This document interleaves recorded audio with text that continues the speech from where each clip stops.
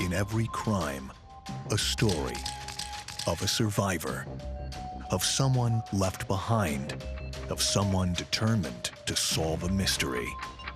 These are the stories of crimes that changed lives forever. This is Justice Rules.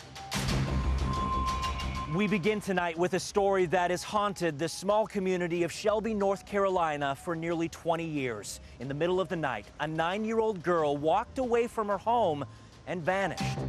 It was Valentine's Day in the year 2000, and several drivers saw little Asha Degree walking along the side of the highway, but no one called police, and she was never seen again. Reporter Ken Lemon sat down with her heartbroken parents, who say even now, nearly 2 decades later, they are not giving up hope. Asha Degree is a girl gone too soon on so many levels. She didn't have a cell phone. There were no laptops, there were no tablets, and there certainly wasn't social media back then. None of the things that today would have made it easier to find her were available on Valentine's Day 2000. I can't give up on her. Asha became in her disappearance more than a lost girl in a rural community 50 miles west of Charlotte. Asha was actually considered Shelby's sweetheart to a lot of people. I pray, I still pray that they find that child. What has this 18 years of waiting been like for you?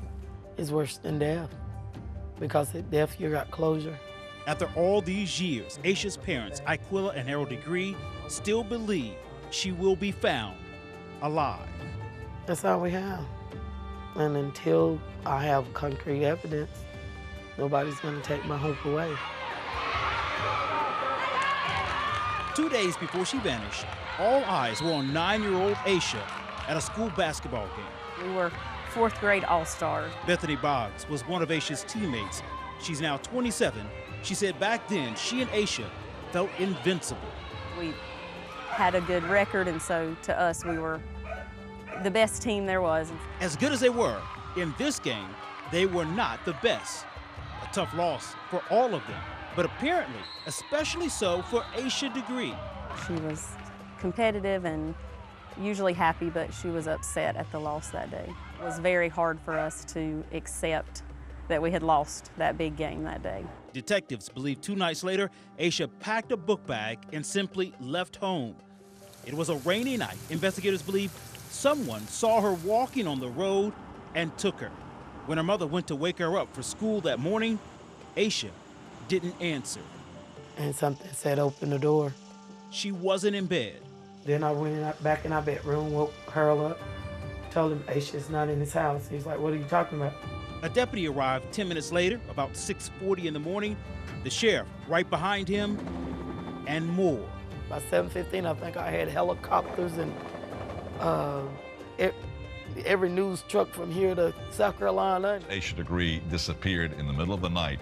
Help came quickly from seemingly everywhere.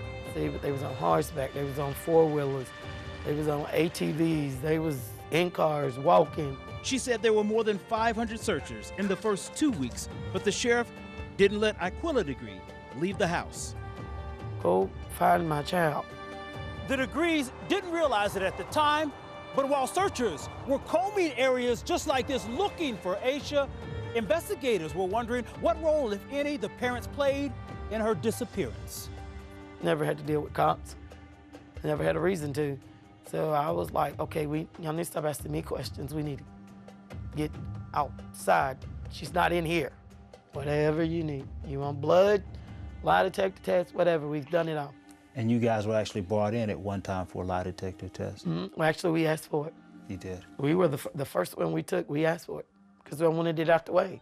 Clear me as a suspect so you can keep looking and keep doing what I need you to do, which is help find my child. And we're looking for a missing person. Her name's Asha Degree. She's 9. Investigators, finally satisfied with the family's response, shifted their focus to tip calls. There were plenty of them, but nothing was panning out. Their first solid clue came a year and a half later, 2 counties and almost 20 miles away. A straight shot of Highway 18 just south of Morganton. A man clearing brush found Aisha's book bag just off the highway. There was some hope there that we found a piece of something anyway, because we didn't have nothing. They didn't have nothing. And so once they found the book bag, they're like, well, maybe we're getting closer now. We actually got to see the photographs of everything that was in the book bag, and everything that we reported missing was there. Particularly looking for something like this in a ditch or on the side of the road or something. Investigators hope to find evidence that Aisha was abducted in this area and that they may even find her body here. These were all trained searchers, combing through thick vegetation. Some had search dogs. They even dug up a few spots. Every development, a new reason for hope, then always anguish. Just you know, a bunch of emotions, you know, numb or whatever. You don't know for sure. And it could have just been, you know, could have took the book back up there to throw the detective, the police, and everybody off, you know. There were more tips and more searches, but nothing substantial. Each dead end took a toll on Aisha's family. Every time every time the door knocked, if I thought I seen y'all's truck, any reported anywhere, it was almost like you're on pins and needles, like, are they coming to tell us that they found her and they got here before the police did? Or is they coming to tell her they found her? Or is they coming to tell us they found remains? 2 years ago, 16 years after Aisha vanished in the middle of the night, her parents thought there might be a break in the case. Investigators got a tip that someone who looked like Aisha may have gotten into a green car like this along the same highway where she was last seen. The next big tip related to that car still hasn't come in. And it's one of the biggest letdowns because it's like you're reliving everything all over again, which we never forget. We honestly never forget. And they never give up. You know where Ashley is, and God, we ask in the mighty name of Jesus, bring her back home. And God, we're gonna pray until you bring her back home. Each year, the Degree family holds a march to the spot on Highway 18 where she was last seen, a mile from home. The day Aisha was reported missing, truckers passing by said they'd spotted her here. Her parents want people to remember the spot and their daughter. We're her parents, and if we give up, why wouldn't we expect y'all to give up? So we can't give. For us, we can't give up. Until we have closure, we cannot give up. She's beautiful, isn't she? Sandy Hunt never knew Aisha and doesn't know her family. This poster is as close as she got, but she told me that she feels their pain just like it's her own struggle. I just can't imagine, you know, the anguish of wandering all these years. Like so many in this community, she wants to see Aisha back home, alive and well. As long as she's out there, do you think you'll ever forget? No. And even if she came home, I'll always remember. Thought he had some information, and we follow up on it. Doesn't appear it's anything that's going to be. Investigators remember too. Every week, members of the FBI meet with state and local detectives about Aisha's case. Every single week. Tip number 277. In the past 3 years alone, they've chased nearly 300 tips. They've gone all over the country following leads. Tim Adams is a former police chief and former supervisor of a team investigating crimes against juveniles. And one of my biggest fears during that time was to have a child that was reported missing that you never could find, and that haunts you at the end of your career. Every one of his other cases have been cleared. Now in retirement, he's on Aisha's case. To this day, still one of the biggest open cases in the region. Even if I left this agency tomorrow, this case would still be haunting me. This is the area where she was last seen. Detective Jordan Bowen is a local who's just a year older than Aisha when she was reported missing. How big is this case? It's massive. I mean, this case is way different than any other case, any other normal, even another missing persons case. The team still visits areas they consider to be key to the case. We are swinging by all the local businesses to see if you would be willing to allow us to put Asha Degree missing flyer in your window. Reminding people face to face to keep Aisha's case current and active. Because Shelby Sweetheart is missing. The team has kept every piece of evidence connected to the case. FBI agents alluded to technology that may be available soon that can evaluate evidence in a way like never before and point to a suspect. While I can't go into specifics about that type of technology, I can say we've absolutely considered and do continue to consider all the technology that have been used in the past to help solve missing kid cases. And they still need information to narrow the scope on any new leads that come their way. Last year, the FBI brought in a special child abduction team that interviewed and re-interviewed more than 300 people, including Bethany Boggs. Here we go. Hope that anything I said might help in some way. Okay, hold on tight. She's now a married mother of 2. On your mark, get set, go. She lives the kind of life everyone wants for Asha. Jump. And now she sees Asha's case through the eyes of a mother. No, it hits the pit of my stomach a little bit different than it used to. It does make me appreciate the time with my children more. She also thinks about Asha's parents, who only have this old photo album. I went through everything. I kept everything that had a picture of her on it. Occasionally, they get age-progressed photos that lets them imagine the one thing they want most, to see their daughter as she is today. She's the last thing I think of when I go to sleep, first thing I think of when I wake up. There is still a $45,000 reward for any information as to what happened to little Asha Degree. A family frustrated 12 years after a beloved daughter and sister vanished. 12 years, this is a joke.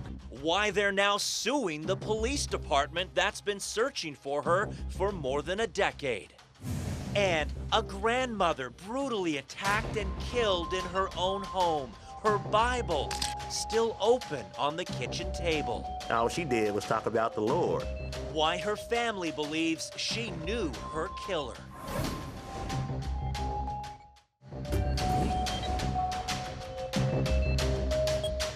Lily Oglesby was a Christian woman, known to be loving and kind to everyone in her Dayton, Ohio neighborhood. And as reporter Becky Grimes tells us, that's what makes this case so baffling, even 14 years after the crime.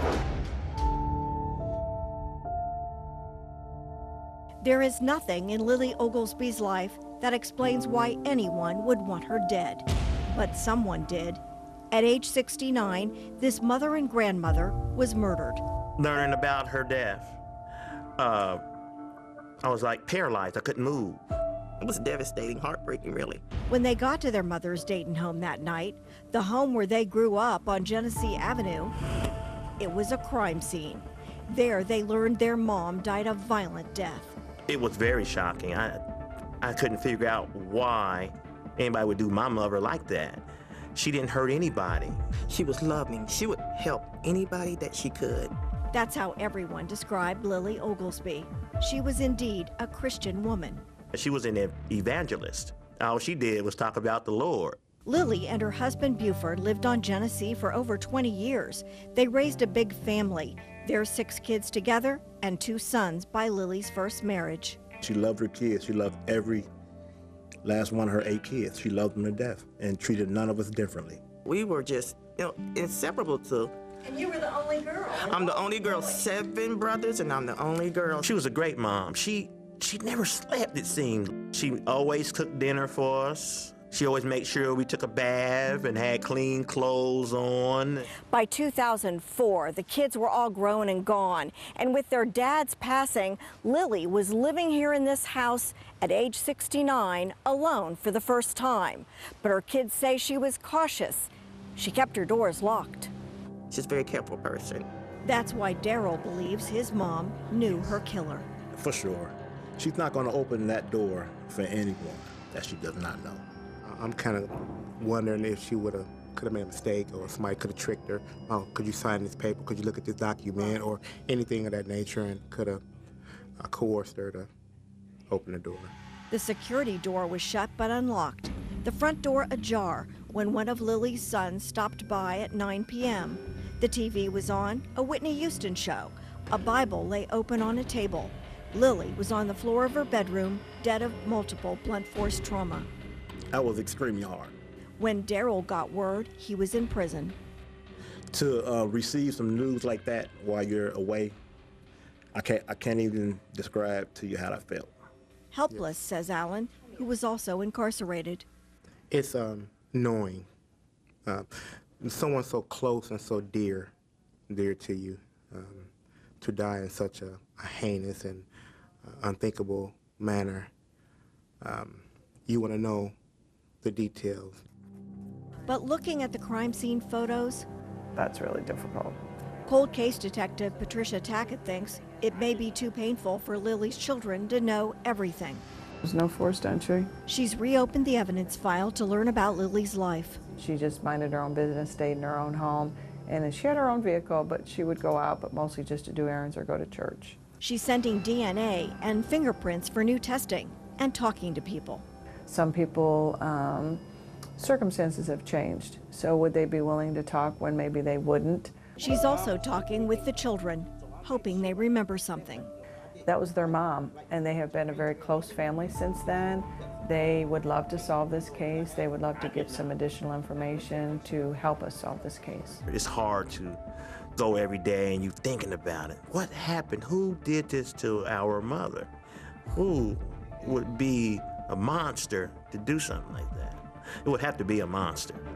Anybody who would go out their way to commit such a violent crime, I guess a defenseless woman would have to be termed a monster. Yeah. If you know something, anybody out there knows anything, please say something. Somebody always sees something, always. There's no perfect crime. Lily Oglesby was murdered in her home on May 26, 2004 in Dayton. If you know anything about this crime, please call Dayton Police Detective Patricia Tackett at 937-333-7109. A beautiful young woman vanishes without a trace, and 10 years later, there is still no sign of Jennifer Kessie, and her family is doing everything they can to make sure her case is not forgotten. Reporter Shannon Butler explains the lengths they're now going to. Drew and Joyce Kessie are part of an exclusive group, a group no parent has ever wanted to be in. The group where you haven't slept through the night in years because every night you wonder if today will be the day your daughter is found. On January 24th, 2006, Jennifer Kessie's parents got a call that the 24-year-old never showed up for work. She had just returned from a trip to St. Croix with her boyfriend. She drove from his South Florida home on January 23rd right to work in Central Florida. At 6 p.m. that night, she did what she always did. She called her dad to check in. She made other phone calls and then one last one to her boyfriend at 10 p.m. That was the last time anyone had heard from her. Her apartment didn't show signs of a break-in. Her towel was wet from what appears to be a morning shower, and her car, well, it was gone. Her parents immediately pleaded for her to come home. And we just want you to know that. We stay strong. We're all here, and we're just doing what we can. In the days after flyers were handed out, helicopters hovered over open fields and grid searches were done in wooded areas. Y'all find anything? All the way west. Not right now. Just a lot of thick brush, a lot of down trees and stuff like that, but nothing significant yet. While police worked their investigation, her parents continued to ask for her safe return. Let her go. We're not interested in prosecuting. We just want our daughter back. Leave her in a safe place. You leave, call and say where she is. We just don't care. We want her back. Our family is aching. Our family is aching. 2 days later, Jennifer Kessie's 2004 Chevy Malibu was found about a mile away from her home, abandoned. A person living in this apartment complex saw her on TV and called it in. I didn't notice that car before, and when I noticed it, I knew that it wasn't somebody that stayed around here. After forensic examination of her car, only a partial latent print was found and some fibers. Her keys, purse, and cell phone are still missing. Her credit cards have never been used, and her cell phone was turned off. There have been no pings from nearby cell towers to lead Orlando police to her location. Shortly after the discovery of that car, police then released this surveillance video from that same complex showing someone dropping Kessie's car off around noon that day. But as you can see, it was a lucky break for the person of interest. The gate surrounding the complex blocks his or her face. In the 12 years, dozens of searches have been done and thousands of tips have come in. It's 12 years. This is a joke. This is all, everybody's standing up here behind it. It's a joke. Everybody, this is a joke. Please see through it. At the 9-year mark, police released this picture of what they think Jennifer Kesse would look like today. Her parents continue to make sure she has not been forgotten. But even without their public appearances, it would be hard for the people in Orlando to forget the face of this blonde-haired beauty. Decade-old posters are up all over town, and her case information is on the side of a city bus, and a podcast is dedicated just to her. Those active reminders still have tips coming into police, but none of those tips have brought police closer to finding her, and that frustration is mounting, boiling over this year. Her father and her brother publicly criticized the Orlando Police Department and the police chief at an event for the 12-year mark of Kesse's disappearance for not doing enough. The family believes mistakes were made from the beginning, mistakes they think could have meant the differences between finding her and not. They say in the crucial hours of January 24th, 2006, police were not convinced she really was missing. They say the original detectives didn't take notes, a search party didn't come soon enough, and those early tips, some of them were not followed up on. We're not going to hold these things against them. We can't bring that back, but we have to move forward. And that means an investigation of their own. The family has hired a private investigator to now do his own investigation. But he needs police records, so the family is suing for what they hope will bring closure. It's okay, Orlando. It's okay. We understand how hard it is. We understand people make mistakes. I've made mistakes. We're all human. But it's time to get every resource available, and we feel that we have the right to. If you have any information, you're asked to contact the Orlando Police Department. Thanks for joining us. And remember, for so many of these families, one tip could be the key to bringing them closure and putting those responsible behind bars for good.